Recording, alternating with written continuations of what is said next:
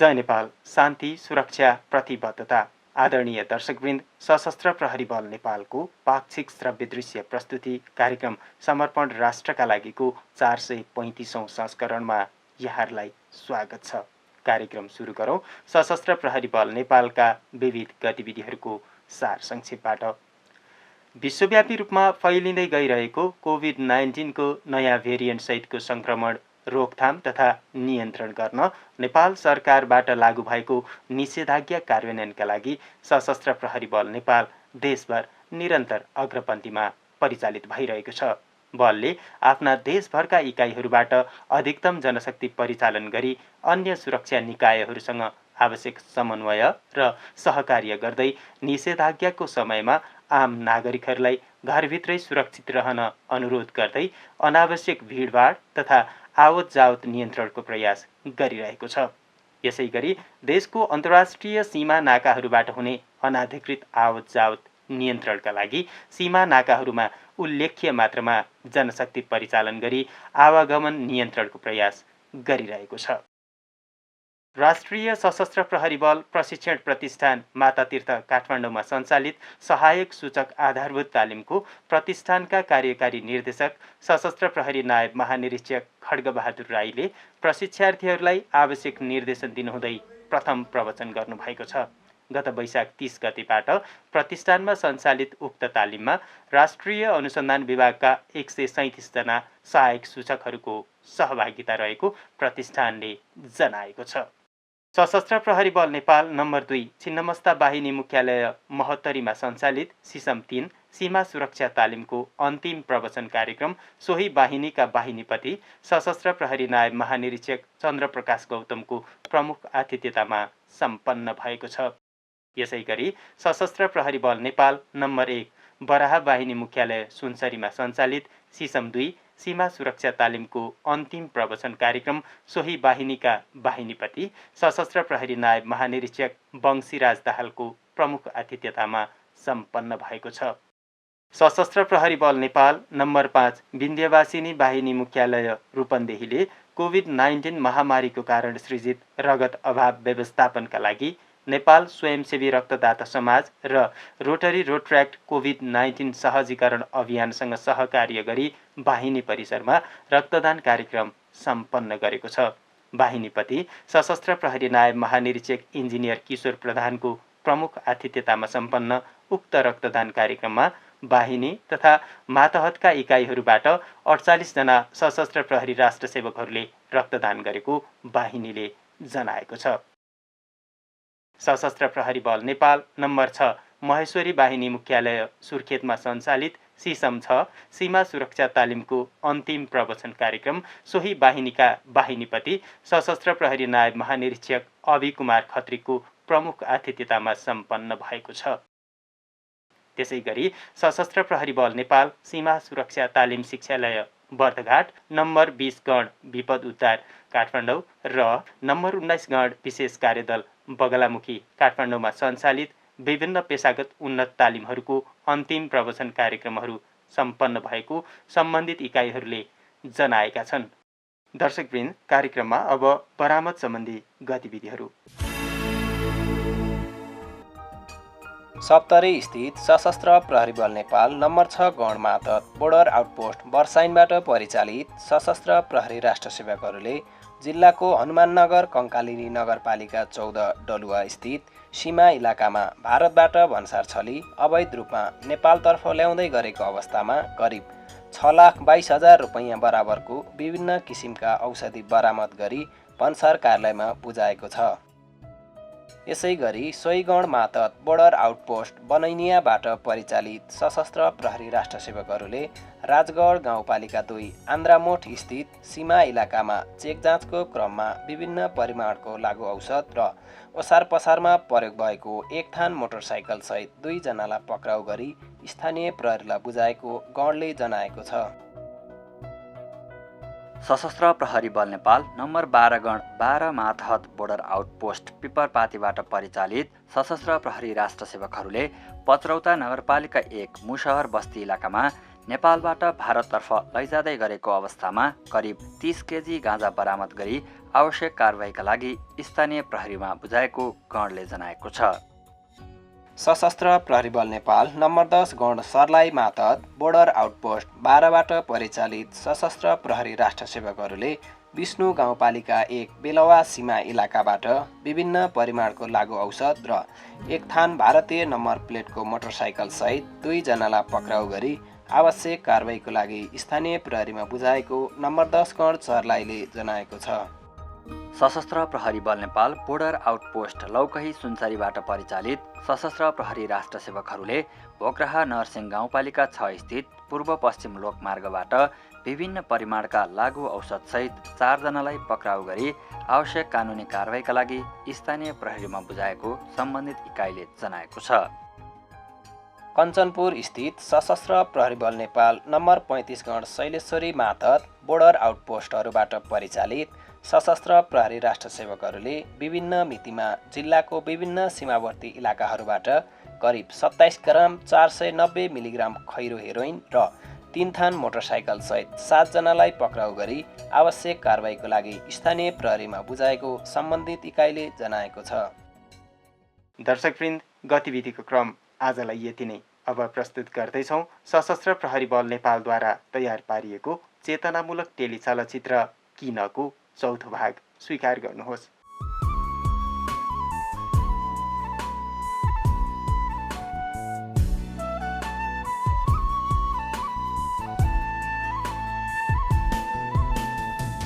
मन्द मन्द मुस्काउने हिमालको छाया, भिर पाखा पर्वत डुल्ने कस्तुरीको माया, मन्द मन्द मुस्काउने हिमालको छाया, भिर पाखा पर्वत डुल्ने कस्तुरीको माया, गाई बस्तु चराउँदै हिँड्ने यो अग्लो भिरालो बाटो, गाई बस्तु चराउँदै हिँड्ने यो अग्लो भिरालो बाटो, आँखामा घुमिरहन्छ म जन्मिएको माटो। त्यस्तो केही हुँदैन, भ्याक्सिनहरूको परीक्षण भइरहेछ, बिस्तारै नर्मल भइहाल्छ नि। नेपालमा भएका 1-2 साथीहरूलाई फोन गरेर 2-4 महिनाको लागि अलिअलि पैसा सहयोग गर न भनेको, सबैजना यही अवस्था देखाएर आफै टकटकिन्छन्। नेपालमा भएको साथीहरूलाई फोन गरेको रे? बिचरा, हामी यहाँ विदेशमा बस्नेहरूले त केही गर्न सकेका छैनौँ, तिनीहरूले त्यहाँबाट के नै गर्थे र? चाह्यो भने त गर्न सकिहाल्थे नि तिनीहरूले। नेपालमा तिनीहरूको राम्रै व्यवसाय थियो, तर तिनीहरू विभिन्न बाहना बनाएर वञ्चित थिए। डोन्ट वरी, चिन्ता नलिनुहोस्, 10-15 दिनलाई त यसैले पुगिहाल्छ नि। काम कस्तो हुँदैछ? कोरोना कोरोना भन्छन्, बचेर हिँड्नु नि। कामसाम त धेरै बबा नगरेको, कामै छैन अहिले, अलिअलि अप्ठ्यारो परिरहेछ, बिस्तारै पाइन्छ काम। गाह्रो भयो रे? गाह्रो भएको भए तँ यतै आइज, होइन भने म कान्छालाई भनिदिन्छु दाइलाई गाह्रो भएको छ अरे, पैसा पठाइदिए भनेर। छैन बा, मलाई केही गाह्रो भएको छैन, त्यहाँ भाइलाई पनि केही भन्नु पर्दैन। ल त बा, अहिलेलाई फोन राख्छु, फेरि कुरा गर्दै गरौँला। ल बा, अहिले फोन राखेँ है त। हेलो बा, भन्नुहोस् त के गर्दै हुनुहुन्छ? कान्छा, त कता छस्? म त यता घरतिरै छु। तेरो दाजुले मलाई फोन गरेको थियो, पैसाको अलिकति समस्या परे जस्तो बुझेको छु, खुलेर त कुरा गरेन। ल तेरो दाजुलाई तैँले फोन गरिहाल त, त्यही भएर मैले तँलाई भनेको, यो फोन गरेँ। हो र बा, के समस्या परेछ त दाइले त्यस्तो? मसँग कुरा नभएको पनि लामै समय भयो। ठिकै छ नि त बा, म एकचोटि फोन गर्छु, अनि के रहेछ दाइले त्यस्तो बुझ्छु नि। भरे ड्युटी जानुपर्छ, खाना खाएर एकछिन रेस्ट गर्नु पर्ला। ल फोन राख।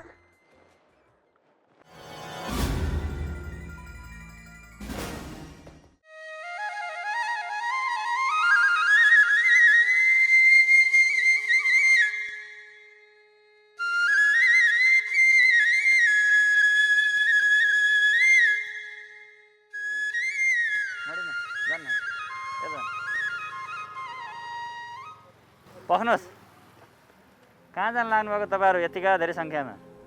फेरि सामाजिक दूरी पनि कायम गर्नुभएको छैन।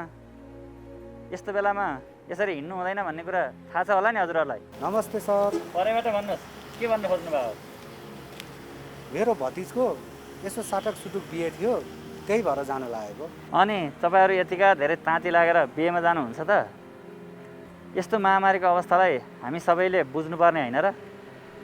फेरि तपाईँहरूले त झन् यस्तो अवस्थामा सावधान र सतर्क भएर सुरक्षाका उपायहरू अपनाउनु पर्ने होइन र? के गर्नु सर, हामीले पनि त समय र अवस्थालाई बुझेका छौँ नि। तर के गर्नु, भतिजले बुझेन, लगन फुस्किन्छ भनेर बिहे आँटिहाल्यो, अनि जानु परेन त सर। धेरै नबोल्नुहोस् तपाईँ, अलि परे बस्नुहोस्। खै मास्क लगाउनु भएको? तपाईँहरू आफ्नै स्वास्थ्यमाथि किन यसरी लापरवाही गर्दै हुनुहुन्छ? कस्तो कुरा गर्नुभएको सरले? यिनीहरू सबै मेरै आफन्त त हुन् नि, अनि म किन डराउनु पर्यो? बेला बेलामा सेनिटाइजर पनि दलिरहेकै छु, अनि घरमा पनि साबुन पानीले हात धोएर आएकै हो। पहिला तपाईँ मास्क लगाउनुहोस् त। उहाँहरू तपाईँको आफन्त नै हुनु होला, तर तपाईँ 100% स्योर हुनुहुन्छ उहाँहरूलाई कोरोना छैन भनेर? यस्ता मनोगणन्ते कुरा गरेर हिँड्नु हुँदैन। अहिलेको अवस्थामा आफ्नो सुरक्षा आफैले गर्नुपर्छ, चाहे ऊ श्रीमान वा श्रीमती नै किन नहोस्। तपाईँहरू आफू सुरक्षित हुनुभयो भने मात्र आफ्नो परिवारलाई सुरक्षित राख्न सक्नुहुन्छ, अनि समाज सुरक्षित हुन्छ, तब मात्र हाम्रो देश सुरक्षित हुन्छ। कुरो बुझ्नुभयो? ए भाइ, त्यो बाइकलाई त्यहीँ रोकेर उहाँ कहाँ जान लाग्नु भएको सोध त? रोक्नुहोस्। कहाँ हिँड्नुभएको तपाईँ सर? कहाँ भयो सर? हम अस्पताल जाइदरी। अस्पताल जान लाग्नु भएको रे? देखाइ न त अस्पतालकै कागजपत्र।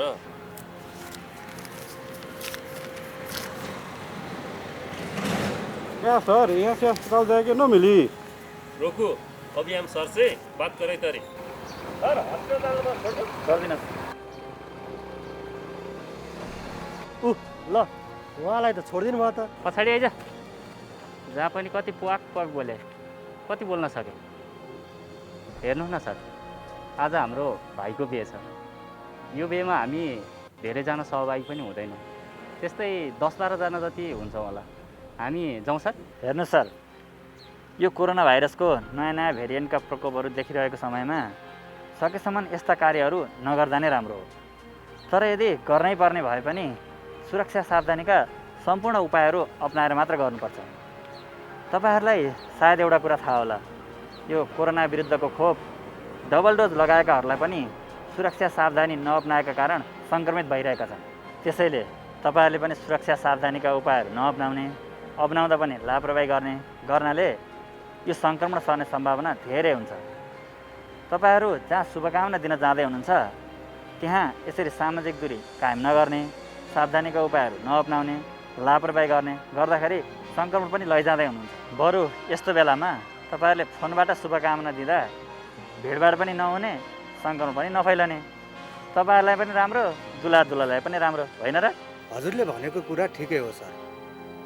यस्तो अवस्थामा बिहे, वर्तमान, भोज भक्तेर गरेर रमाइलो गर्ने अवस्था पनि छैन। तर के गर्नु, समय र परिस्थितिले यस्तो बनाइदिन्छ कि यी कुराहरू नगरी धरै पाइन्न। अब सर, म बेहुलाको आफ्नै काका, स्वयं म आफैलाई सुगर प्रेसरको बिरामी। मलाई जान त मन छैन, तर नगई पनि भएको छैन। ल हेर्नुहोस् त, तपाईँ आफै दीर्घ बिरामी हुनुहुँदो रहेछ। तपाईँहरूलाई थाहा हुनुपर्ने हो, यो कोरोनाको नयाँ भेरिएन्ट अनौठा लक्षणहरूसहित दिन प्रतिदिन तीव्र रूपमा फैलिरहेको छ। यसले अझ सुगर, प्रेसर जस्ता बिरामीहरूलाई झन् बढी जटिल बनाउन सक्छ। यो अवस्थामा मेरो आफ्नै हो, जानै पर्छ भन्ने जस्ता मानसिकतालाई पूर्ण रूपमा त्यागेर तपाईँ हामीले सुरक्षा सावधानीका सम्पूर्ण उपायहरूलाई सधैँ अवलम्बन गर्नुपर्छ। घरभित्रै सुरक्षित रहनुपर्छ। तपाईँ आफू सुरक्षित रहनुभयो भने मात्र तपाईँले आफ्नो परिवारलाई सुरक्षित र चिन्तामुक्त बनाउन सक्नुहुन्छ, होइन र? हुन त हो सर, सामाजिक रीतिरिवाज, त्यही माथि पनि एउटै परिवारको विवाह, यसलाई कसरी टार्न सकिन्छ र? ठिक छ, त्यो तपाईँहरूको कुरा हो, तर सुरक्षाका उपायहरू मास्क लगाउने, एकअर्काबीच सामाजिक दूरी कायम गर्ने, साबुन पानीले हात धुने, सेनिटाइजर लगाउने, यस्ता सुरक्षाका उपायहरूलाई चाहिँ सधैँ अवलम्बन गर्नु होला। सर, हाम्रो त समय नै छैन त, अहिलेलाई हामीलाई छाडिदिनुहोस् न। ए काका कति गन्थन गरिरहनु, जाउँ न, सुरक्षाका उपाय अपनाएकै छौँ त। बिरामी भाइ अस्पताल जाउँला नि। साँच्चै सर, यो कोरोना लागेको थाहा पाउने बित्तिकै हस्पिटल टाढा छ भने हामीले चाहिँ कसलाई भन्नुपर्छ? सर्वप्रथम त यस्तो अवस्थामा आत्मबल बलियो बनाउनुपर्छ। यदि लक्षणहरू देखिहाले भने आफ्नो क्षेत्र नजिक भएका स्वास्थ्य कर्मीहरूसँग सम्पर्क गरेर उनीहरूको परामर्शमा घरमै बसेर अवलम्बन गर्न सकिने सुरक्षाका उपायहरूलाई अवलम्बन गर्न सक्छौँ। अस्पतालमा अहिले बिरामीहरूको चाप अत्याधिक भएकोले डाक्टरहरूले परामर्श सेवाको व्यवस्था पनि गरेका छन्। यस्तो परामर्श सेवा हाम्रो नेपाल एपिएफ अस्पतालका डाक्टरहरूले पनि दिने गरेका छन्। त्यो परामर्श सेवा लिनका लागि तपाईँहरूले हाम्रो अस्पतालको टेलिफोन नम्बर 01-431-3600मा सम्पर्क गर्न सक्नुहुन्छ। नम्बर फेरि एकचोटि दोहोऱ्याए त 01-431-3600। तर तपाईँहरू आफै सुरक्षित भएर बस्नुहोस् न, यस्तो अवस्था आउनै पर्दैन। हुन्छ सर, अब हामी जान सक्छौँ त सर? हुन्छ, जानुहोस्, तर यसरी जोडिएर होइन, एक एक गर्दै जानु होला। मास्क लगाउनु होला, साबुन पानीले समय समयमा हात धोइरहनु होला। सुरक्षा सावधानीका उपायहरूलाई सधैँ ख्याल गर्नु होला। अनावश्यक रूपमा घर बाहिर ननिस्कनु होला। यो सबै तपाईँ हाम्रो सुरक्षाका लागि नै हो, यसलाई झन्झट नमान्नु होला है त।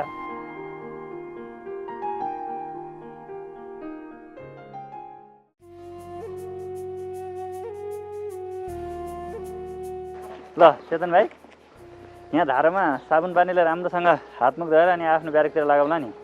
हामीले बोकेको यो हतियार, झोलाहरू, सामानहरू डिसइन्फेक्सन गर्नको लागि पनि दिनुपर्छ। ए सर पनि रातभरि ड्युटी गर्दा गर्दा थाकेर आएको बेलामा गएर खानासाना खाएर 1-2 घन्टा सुतिहाल्नुपर्छ। कहाँ हातसाध्य कुरा गर्नुभएको। बेला बेलामा सेनिटाइजर त लगाइरहेकै छौ नि सर। के नचाहिने कुरा गर्छौ भाइ तिमी? सेनिटाइजर लगाएर मात्र हुन्छ त? राम्रोसँग हामीले साबुन पानीले पटक पटक हातमुख धोइरहनुपर्छ भाइ। ड्युटीमा हामीले कस्ता चिजवस्तुहरू छोएका छौँ, के कस्ता चिजवस्तुहरू चलाएका छौँ के थाहा। त्यसबाट हाम्रो शरीरमा भाइरसको प्रवेश भएको पनि त हुनसक्छ। अनि हामी आफै राष्ट्रसेवक भएर 2 मिनटको कुरालाई पनि झन्झट मानेर हुन्छ त भाइ। ल न त ल, हजुरले भन्नुहुन्छ भने धोइहालौँ नि त।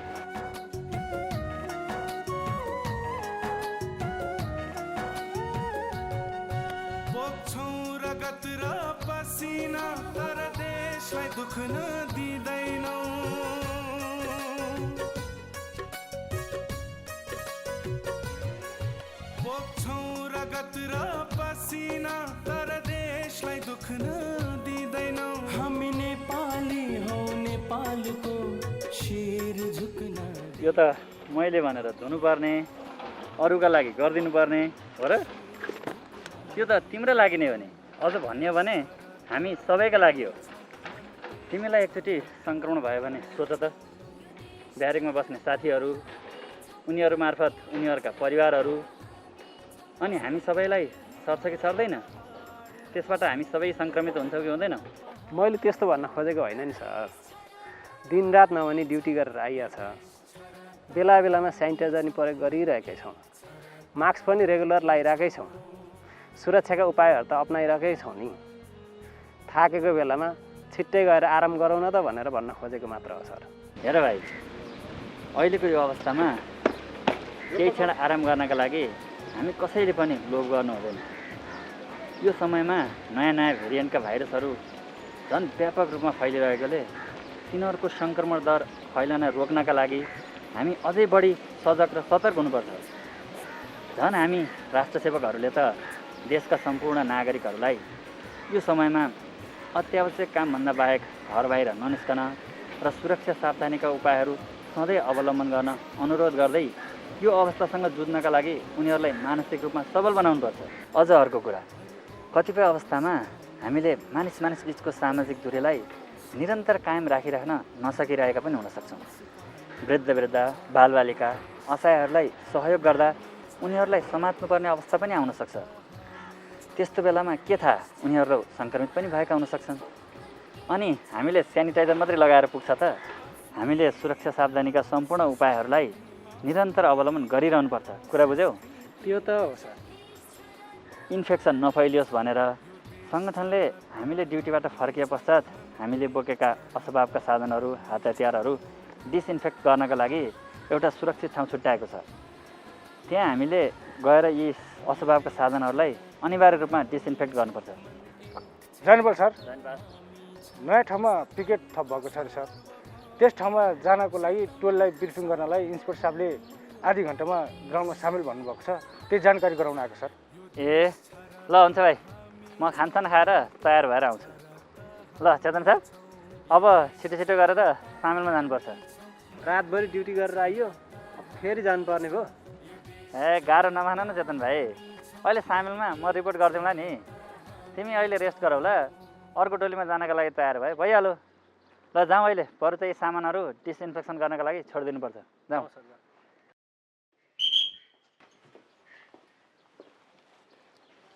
सुन भाइ, हो गोल बजारमा नयाँ पिकेट थप भएको छ अरे। माथिबाट आदेश आएको छ। स्ट्यान्ड बाई टोली अर्को सेक्टरमा म भइसक्यो। तिमीहरू मध्येबाटै 15 जना जानुपर्ने भयो। सबैजना तयार भएर 10 मिनटमा ग्राउन्डमा सामेल। छिटो गर, छिटो गर।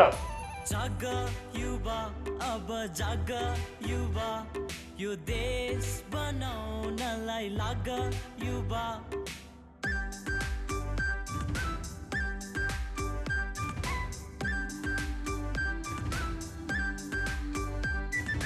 जाग युवा, अब जाग युवा, यो देश बनाउनलाई लाग युवा।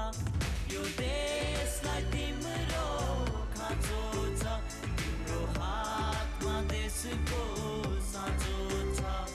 यो देशलाई तिम्रो खाँचो छ, तिम्रो हातमा देशको साँचो छ।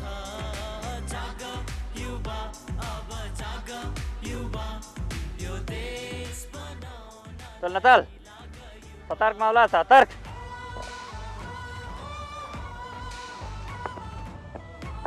जानपाल सर। जानपाल। म सहित 16 जना टोली तयार छ सर। ठिक छ, जान। जानपाल सर।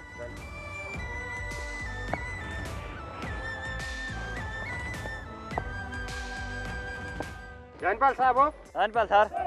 फटाफट। विश्राम। अहिले हामी तुरुन्तै गोलबजार स्थित सीमा नाकामा पिकेट ड्युटी सञ्चालन गर्नुपर्ने भएकोले तपाईँहरूलाई यहाँ सामेल गरिएको।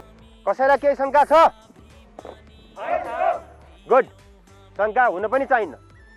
अहिलेको यो विषम परिस्थितिमा हामी सबै राष्ट्रसेवक कर्मचारीहरू देशका सम्पूर्ण भूभागमा निरन्तर परिचालित भइरहेका छौँ। तपाईँ हामी सबैलाई थाहा छ, परिस्थिति र अवस्था एकदमै जटिल छ। यस्तो परिस्थितिमा हामी सबै राष्ट्रसेवक कर्मचारीहरूले देश र जनताको सेवा, सुरक्षा, सहयोग र उद्धारमा निरन्तर परिचालित हुनु परिरहेको छ। यसका लागि हामी सबैले आफूलाई जस्तोसुकै परिस्थितिमा पनि समर्पित गर्नुपर्ने अहिलेको आवश्यकता हो। परिस्थितिको सामना गर्न तयार हुनुहुन्छ नि त? गुड। लामो समयसम्म ड्युटीमा रहँदा तपाईँहरूलाई धेरै कठिनाइहरू उत्पन्न हुन सक्छन्। तपाईँहरूले अनुमान नगरेका समस्याहरू सिर्जना हुन सक्छन्। ती समस्याहरूलाई समाधान गर्न तपाईँहरू आफै संयमित भएर विभिन्न किसिमका समाधानका उपायहरू निकाल्न सक्नुपर्दछ। तपाईँहरू स्वयंले पनि कोभिड-19 को सङ्क्रमणबाट आफूलाई बचाउन मास्क, स्यानिटाइजर, पन्जा लगायतका अन्य सङ्क्रमणबाट बच्ने सुरक्षा सावधानीका विभिन्न उपायहरू बारम्बार अपनाइरहनु पर्दछ। यसका साथै तपाईँहरूले नागरिकहरूलाई सम्झाइ बुझाइ गर्दाखेरि नम्र एवं शिष्ट भाषामा बारम्बार सम्झाइ बुझाइ गरिरहनु पर्दछ। अहिलेको यो परिस्थितिमा नागरिकहरूमा विभिन्न किसिमका डर, त्रास र अप्ठ्याराहरू सिर्जना भइरहेका छन्।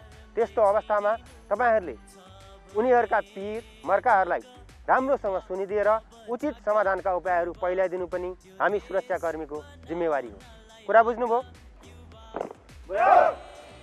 ल साहब, टोलीले सुरक्षा सावधानीका लागि लैजानुपर्ने सम्पूर्ण कुराहरू बोकेका छन् कि छैनन् तपाईँ आफैले सबै राम्रोसँग चेक जाँच गरेर मात्रै टोलीलाई ड्युटीमा डिप्लोय गर्नुहोला। यस्तो परिस्थितिमा हामीले आफू बाँचे मात्र अरूलाई बचाउन सकिन्छ भन्ने मान्यतालाई ख्याल राख्दै आफू सुरक्षित रहन र अरूलाई सुरक्षित राख्न कुनै कसर बाँकी राख्नु हुँदैन। हस् सर, त्यस विषयमा हामी सबै जानकार छौँ सर। टोललाई चाहिने मास्क, पन्जा, स्यानिटाइजर सबै मैले बुझेर ल्याएको छु सर। नभएकाहरूलाई म आफै वितरण गर्छु। ल साहब हो, अहिलेको यो अवस्थामा ड्युटीको चाप अलि बढी नै छ। सधैँ यो परिस्थिति रहिरहँदैन। हामी सबैले उच्च मनोबलका साथ आफूलाई खटाएको ठाउँमा चुस्त र दुरुस्त अवस्थामा आफ्नो जिम्मेवारी पुरा गर्नुपर्दछ। त्यसका लागि हामी पनि तपाईँहरू सँगसँगै ड्युटी गरिरहेका छौँ। कुरा बुझ्नुभयो?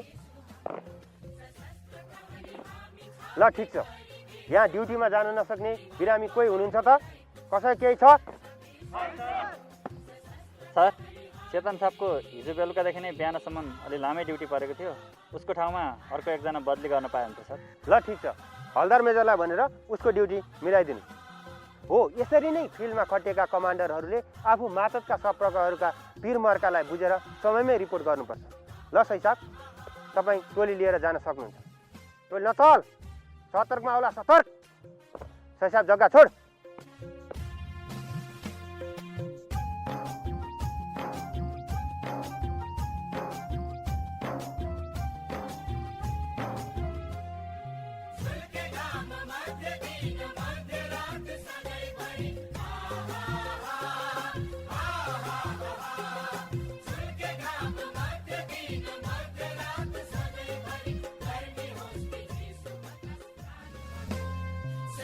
प्रहरी हामी छाती भरि देश हाम्रो, हिमाल पहाड तराई पुग्छौँ सुरक्षा देश हाम्रो।